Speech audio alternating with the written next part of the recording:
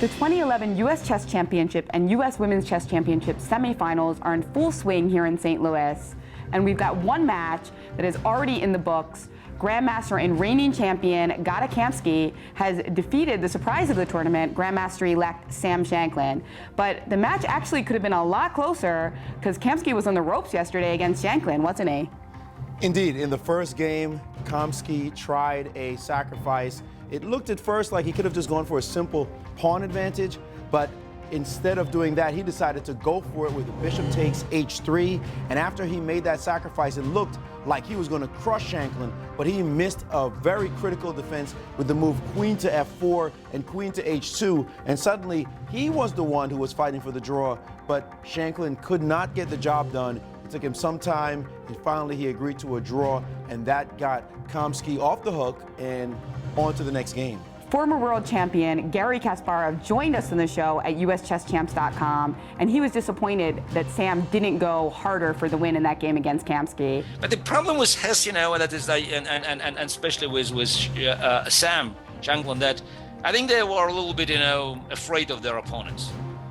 I mean, I was shocked yesterday to see that Sam was, trying to make a draw with extra piece. Unfortunately for Shanklin, Kempsky came back with a vengeance in round 2 and won a nice endgame there. Indeed, Kamsky showed his skills. Sam made a couple of small mistakes, and that was all it took for Kamsky to dominate and move on into the next round. Absolutely.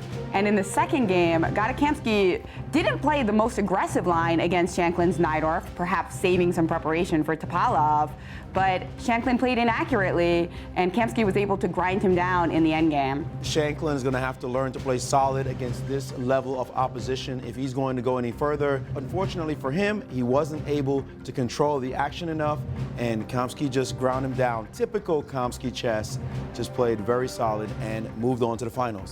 Now, in Hess and Shulman, we have a stalemate. These two are going to have to go to the semifinals playoff because they scored 2 draws in the regular time control games. Seems like they have a lot of respect for each other in both games. We didn't see that much tension, that much action. Of course, we would love to get the rest day, but instead, yeah. Yeah, we're a little too friendly because we like making draws. I guess that's our issue.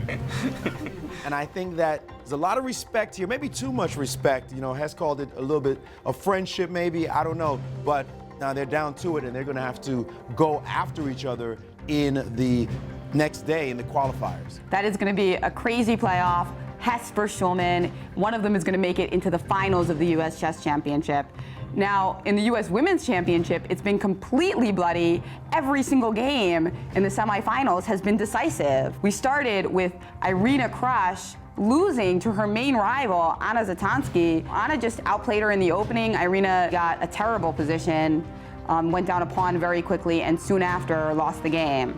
Yes, but like a true champion, she came roaring back. At first, she just had a solid position, but then she started really putting some fine moves together. One after the other, her initiative built until she played this fantastic move. Bishop takes g6. It seemed obvious to us. It was just a crushing blow, capturing on g6. Anna couldn't capture this bishop, so she lost a rook as well on e8, and it was just all over. And now Irina in a really good position, coming back in the game, and now they're going on also to the playoffs. I think it's normal in a situation like this to keep playing a little bit until you've completely exhausted all your chances because, you're playing for a lot, Win or lose, leave your blood on the ice, And I've always loved that, and I often think about that, when I get into a situation like this, so. And then in Kamila Behanskaiti, Tatev Abrahamian, we also had a big turnaround. Kamila won the first game in very convincing fashion. She played this pretty rook a5 at the end of the game, which forced Tatev to resign due to the checkmate on e2 and g2. The next game, Tatev also came back with black. It was a nice rook endgame, and she just mowed down all of her pawns. I didn't make any rash decisions. I didn't try to go for it. It's just slowly kind of outplayed her.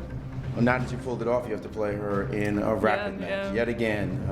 Have you any thoughts on that right now? No, I just need to recover right now, then I'll worry about it. It's great to see these players fighting one after the other in the championship. You lose a game, forget about it. You've got to play the next game. And the women have taken that attitude, and they've just been winning and winning and winning. So expect a great, great playoffs with both sides, 4 women playing for it all, and the men as well with Robert Hess and Yuri Shulman. There's a lot of money on the line, and most importantly, the title. So tune in tomorrow to watch the semifinals playoffs. Again, we have Shulman against Hess, we've got Zatansky against Krush, and we've got Bahanskaiti against Abrahamian. Catch it live on uschesschamps.com at 2 p.m. here in St. Louis and 3 p.m. Eastern.